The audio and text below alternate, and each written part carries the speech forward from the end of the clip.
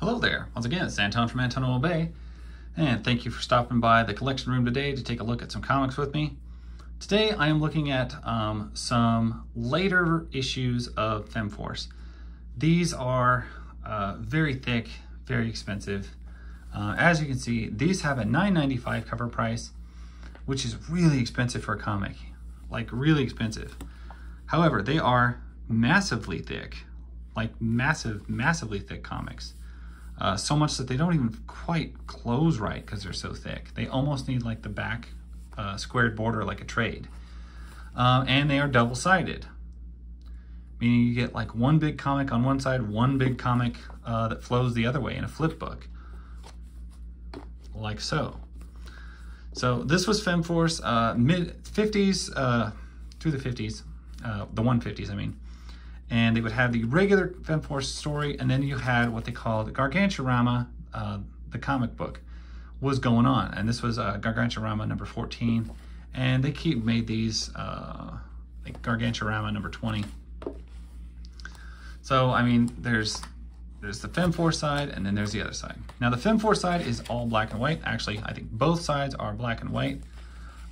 This is like a reset story. It's the start of the dawn of a big story.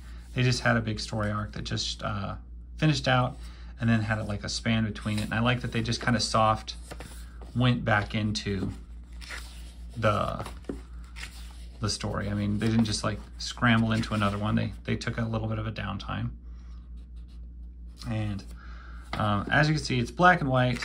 Not my favorite kind of black and white. It's the really harsh dark black. There's a little bit softer version of black and white that I think I like better. But you can see this is well done. Very, very, that is really busy. Somebody spent an insane amount of time on this panel. And also probably inking it, which I have to appreciate. I just recently found this out. Jeff Austin is the inker. He does some of the artwork as well in some of the issues. And I figured out that he is the guy I've been buying them from on eBay. So I looked up like Jeff Austin. I was like, oh, that's the guy I bought these from. Oh, he's the inker. He's the artist. So he actually worked on these books, which I appreciate. And now I can like, so now I got to look at the ink work and just think like, man, somebody did like a lot of work, and I appreciate it. But yeah, it's not often you buy a comic book from one of the guys who worked on it. And I thought that was pretty cool. I don't know exactly how thick these are, but I know the paper is super heavy. Like, it's not glossy, but it is very, very heavy. This is a story about a guy's wife who just keeps getting larger and larger. Hence the Gargantarama. So a lot of these stories feature giant women. Whether they want to be giant or not, they're growing or they're big. And it's kind of funny that they made a whole series about this and stuff, to the point that you have like giant Nazi women. There's one of these stories I found that they actually put together gigantic Tommy guns for the gigantic 50-foot women, which I thought was hilarious. Like, who could build guns that big? And if so, why would you make it a Tommy gun that takes so many large bullets? I know, I would think like a large shotgun would be a much better choice. Easier to build a giant shotgun than it would be to make a giant Tommy gun. Then you flip over, and then you get to the other side, and it runs backwards. Return of Queen Drusilla. This is a giant, I believe she's a Nazi? I can't remember. And also, if you ever like want these, they love the 50-foot woman stuff. Bill Black and the folks over there at AC Comics. And they got a company called Night Vale Media, and they make a lot of very low budget, you could almost say hokey, you could definitely say campy, superhero slash horror film slash, you know, goofy, like 30-foot Bride of Candy Rock, yeah, stuff like that. Gargantarama, the Colossal Woman, Stormy Tempest, Attack of the Giantess. These are their films. if you want those, know that they exist. Look them up. You can buy them usually on eBay. I see them on eBay. If you're into your town being leveled by a giant woman, go for it.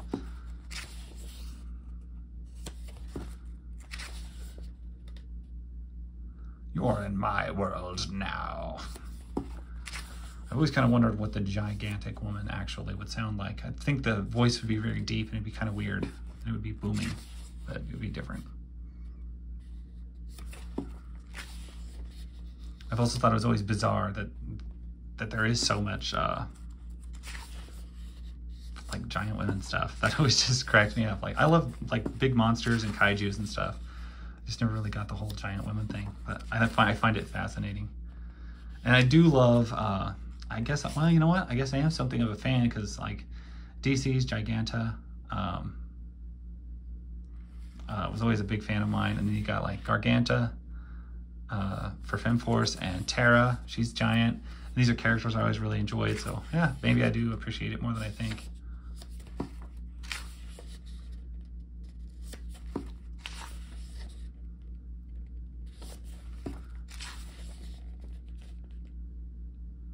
Kinetics, looks like we go with a different style of art there. That takes a big dynamic twist off from where we normally are.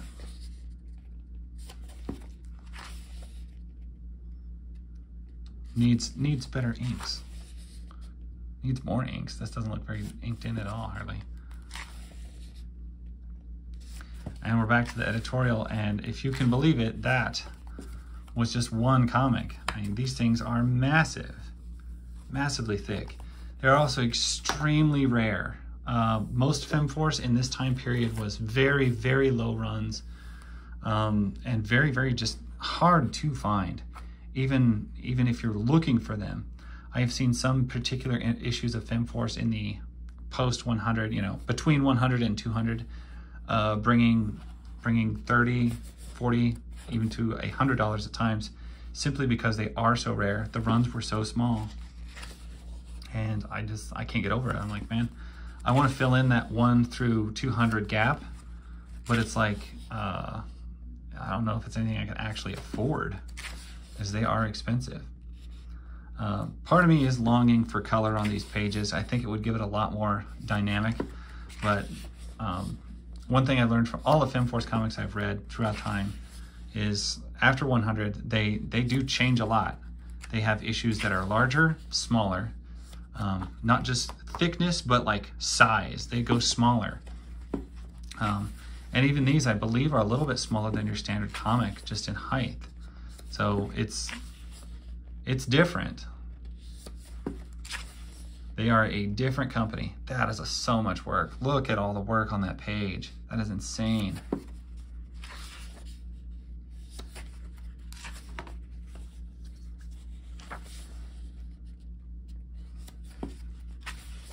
And I don't know how long the Gargantarama ran, but I know that there was a lot of, man, look at the density of these pages.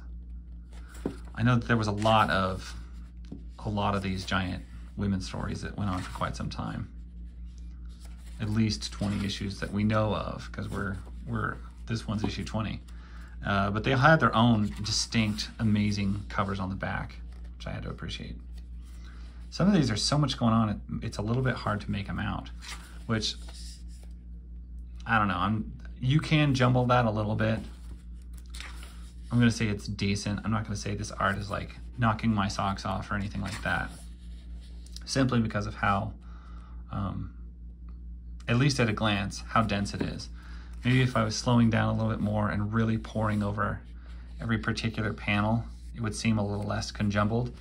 And I also know that some people are very much into that style due to like old horror comics had such thick ink work going on with them. And that is what these remind me of. And I know that that's a lot of what they go for in these is that. And I should just say that that is a amazing, weird, beautiful everything right there. That ain't bad either. The Fighting Yank. Anybody who wears a tri-corner hat, I mean, that's pretty cool. I mean, that's to props. All right, now we flip over. Dinosaur Girl Rocks. We'll see what that's about, because I'm not really familiar with Dinosaur Girl. Yankee Girl versus the Colossal Cossack. That looks like weird digital animated, I don't even know what. And we got Nazis. That's one thing. Femforce never stopped fighting Nazis. All the other comics, they stopped fighting Nazis. The land of Femforce, man, there's still Nazis everywhere. AC Comics knew a good villain when they had it. Said there's no reason to update, let's just keep fighting Nazis. Giant Nazis.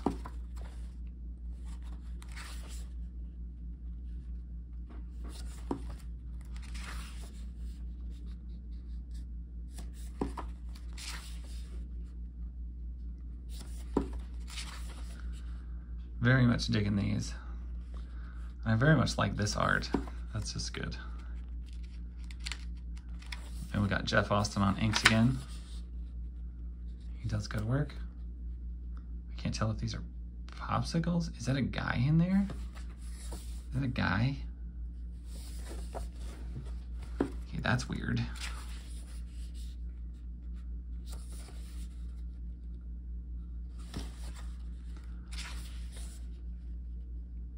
Oh, you people and your obsession with giant women. I don't know what to think of it. But that is it.